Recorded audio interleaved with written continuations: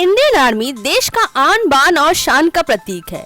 हर साल army, navy या air force में भर्ती के लिए काफी वैकेंसीज निकलती है, पर कोविड की वजह से पिछले 2 सालों से कोई वैकेंसी नहीं निकली थी।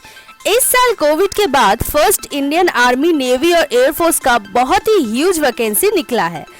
तो अगर आप इस अपॉर्चुनिटी को काम में लगाना चाहते हैं तो ये वीडियो पूरा देखें, क्योंकि इस वीडियो में अग्निपथ योजना क्या है, कैसे फॉर्म भरे, आवेदन करने की योग्यता क्या है और कितना सैलरी मिलेगा, इन सब के बारे में पूरी डिटेल्स में जानेंगे। चलिए शुरू करते हैं आज का वीडियो।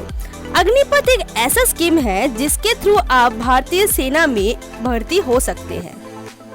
भारत सरकार की इस स्कीम के तहत भारतीय सेना में काम करने वाले युवाओं को अग्निवीर नाम से जाना जाएगा, जिस वजह से स्टूडेंट के लिए ये एक बहुत ही अच्छा विकल्प साबित हो सकता है अगर वो इंडियन सेना में जाकर देश की सेवा करना चाहे तो।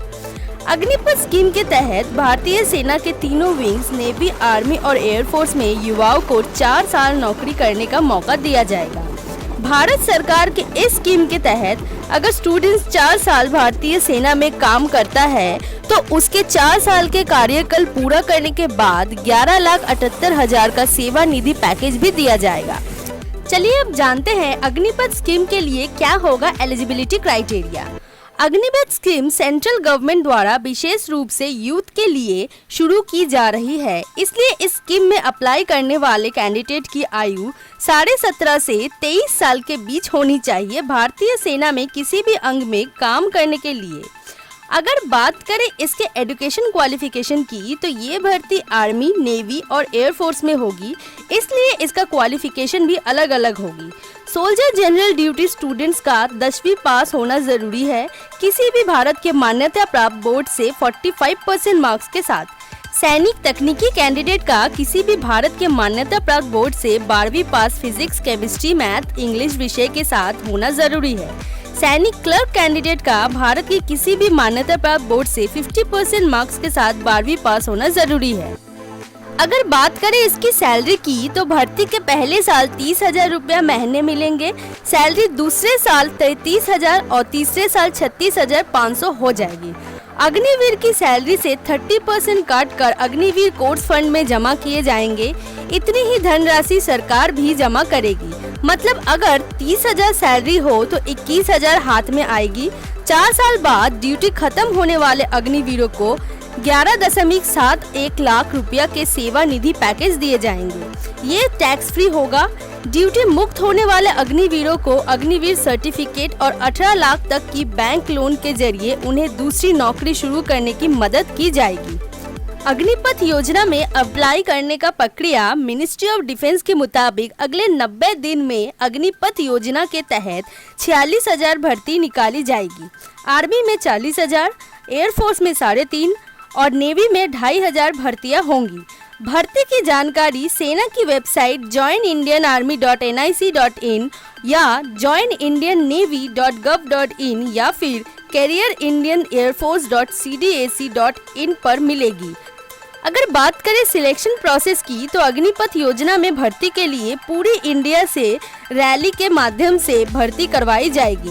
इसमें क्वालिफाई करने के बाद आपका मेडिकल टेस्ट होगा और अगर आप इसमें भी पास हो जाते हैं तो आपका रिटन या फिर इंटरव्यू होगा। ड्यूटी करने के दौरान अगर किसी भी अग्निवीर का डेथ होता है तो उसे 44 लाख की अतिरिक्त अनुग्रह राशि मिलेगी और अगर आप 100% फिजिकली डिसेबल्ड होते हैं तो आपको 44 लाख, 75% डिसेबल पर 25 लाख और 50% डिसेबल पर 15 लाख रुपया दिए जाएंगे। आइए अब जानते हैं इस योजना के तहत अग्निवीरों को क्या क्या सुविधाएं मिलेगी और क्या क्या असुविधाएं होगी। अग्निवीर के 4 साल के कार्यकाल में उसे आर्मी की कैंटीन, हॉस्पिटल, इन सब की सुविधाएं मिलेगी और 4 साल बाद 25% अग्निवीर को परमानेंट आर्मी जॉब मिलेगी उनके परफॉर्मेंस के आधार पर। अगर बात करें डिसएडवांटेज की तो एक अग्निवीर अपने जॉब खत्म होने पर उन्हें एक सर्विसमैन नहीं कहा जा सकता है और इसीलिए उन्हें कोई भी पेंशन या ग्रेच्युटी का सुविधा नहीं मिलेगी। सरकार के तरफ से ये योजना निकलने के बाद जनता इसका विरोध कर रहे हैं, लेकिन कुछ जनता इसके सपोर्ट में भी है। आइए अब कुछ पॉइंट्स के माध्यम से जानते हैं अग्निपथ योजना के तहत सरकार को क्या क्या फायदे होंगे।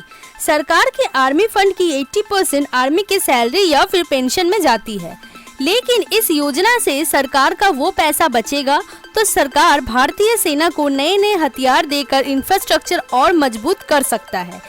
इसके अलावा कम उम्र के गर्म खून जवानों को हाई एल्टीट्यूड वाले जगह पे तैनात किया जा सकता है। इस योजना के तहत हमारे देश के ज्यादा से ज्यादा जनता आर्म ट्रेंड हो पाएंगे, ताकि अगर बाहर के देश अटैक करे तो हमारे आम जनता भी उस टाइम लड़ पाए। और इसके अलावा अग्निपथ योजना में 4 साल के बाद जो 25% आर्मी सिलेक्ट होंगे परमानेंट जॉब के लिए, वो सारे कैंडिडेट में से सबसे बेस्ट होंगे। अब बात करते हैं डिसएडवांटेज की, तो 4 साल बाद 75% अग्निवीर फिर से अनएम्प्लॉयड होंगे। इससे देश का अनएम्प्लॉयमेंट रेट बढ़ेगा। इसी के साथ अनएम्प्लॉयड वेपन ट्रेंड को कोई भी गलत तरीके से इस्तेमाल कर सकता है। इससे देश की क्राइम रेट बढ़ सकता है। और लास्ट पॉइंट है, हाई एल्टीट्यूड वाले एरिया में हमारे ओपोनेंट वेल ट्रेंड और एक्सपीरियंस्ड होंगे, उनके सामने अग्निवीर कमजोर पड़ सकते हैं। सरकार द्वारा उठाया गया कदम सही और सराहनीय है, लेकिन जो 75% कैंडिडेट को निकाल दिया जाएगा, उनका समस्या यहाँ से शुरू होता है और सरकार को उन समस्या के तरफ ध्यान देना चाहिए।